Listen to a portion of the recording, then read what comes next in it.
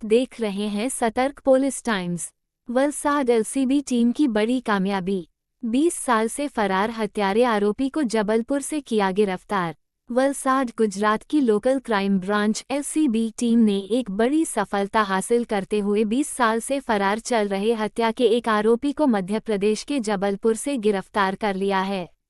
आरोपी पर वर्ष 2004 में वलसाड जिले में एक गंभीर हत्या का मामला दर्ज हुआ था, जिसके बाद से वह लगातार पुलिस को चकमा देकर फरार चल रहा था। वलसाड पुलिस को गुप्त सूचना मिली थी कि आरोपी जबलपुर में छिपकर रह रहा है। इस इनपुट पर त्वरित कार्रवाई करते हुए एलसीबी टीम ने एक विशेष ऑपरेशन के तहत आरोपी को गिरफ्तार कर लिया।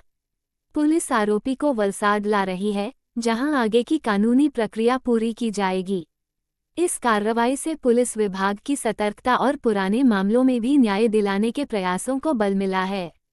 उंगली से दाहिनी ओर इशारा मुख्य बिंदु। हत्या का मामला वर्ष 2004 का है। आरोपी 20 वर्षों से फरार था। जबलपुर से गुप्त सूचना पर गिरफ्तारी। एलसीबी वलसाड टीम को मिली बड़ी सफलता।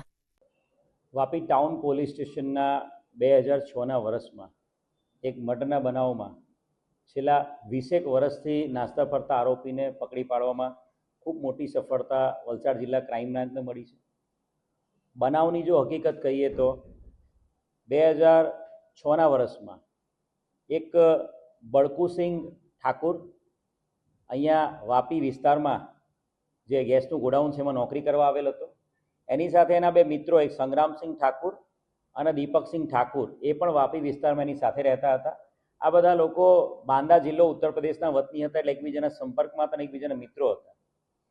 આ દીપક ઠાકુર જે મિત્ર હતો, જે આ 3 જણમાંથી એક, એ દીપકની પત્ની વૈશાલીને એક વ્યક્તિ સંજય સિંહ નામનો વ્યક્તિ એની છેડતી કરે છે એ એની પત્ની એને જણાવતા આ દીપક સિંઘે એના મિત્રો સંગ્રામસિંહ અને બળકુસિંહ સાથે મળીને આ સંજયની હત્યા કરવાનો પ્લાન બનાવ્યો હતો અને ત્યારબાદ આ ત્રણેય જણાએ મળીને સંજયને એક ખાનગી જગ્યાએ બોલાવીને એને પર છરી વડે ત્રણેય જણાએ હુમલો કર્યો હતો અને છરીના તીક્ષ્ણ હથિયારથી ઘા કરીને એને મારી નાખ્યો હતો અને લાશની ઓળખાણ ના થાય એના માટે આ ત્રણેય જણાએ ભેગા મળીને છરવાડા નજીક બિલખાડીની જે ખાડી છે, બિલખાડીનું પાણી, ત્યાં એને ફેંકી દીધી હતી લાશને।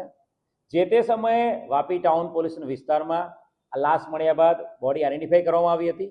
મર્ડરનો ગુનો દાખલ કરવામાં આવ્યો હતો અને આ મર્ડરના ગુનામાં જે તે સમયે સંગ્રામસિંહ અને દીપકસિંહ બંને આરોપી પકડાઈ ગયેલા હતા।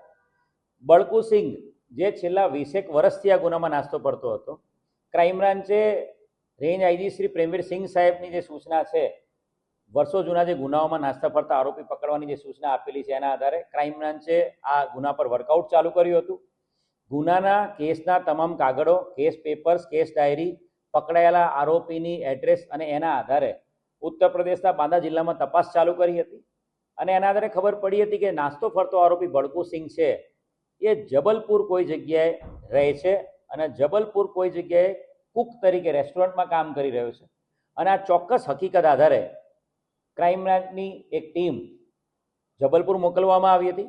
3 થી 4 દિવસ સુધી રેકી કરવામાં આવી હતી, વોચ રાખવામાં આવી હતી અને જબલપુરની આશીર્વાદ રેસ્ટોરન્ટની અંદરથી આ બળકુસિંહ ઠાકુર આરોપીને પકડી પાડવામાં મોટી સફળતા મળી છે।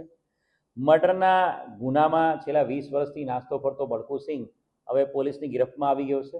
અત્યારે એ આરોપી છે એને જ્યુડિશિયલ કસ્ટડીમાં મોકલી દેવામાં આવ્યો છે।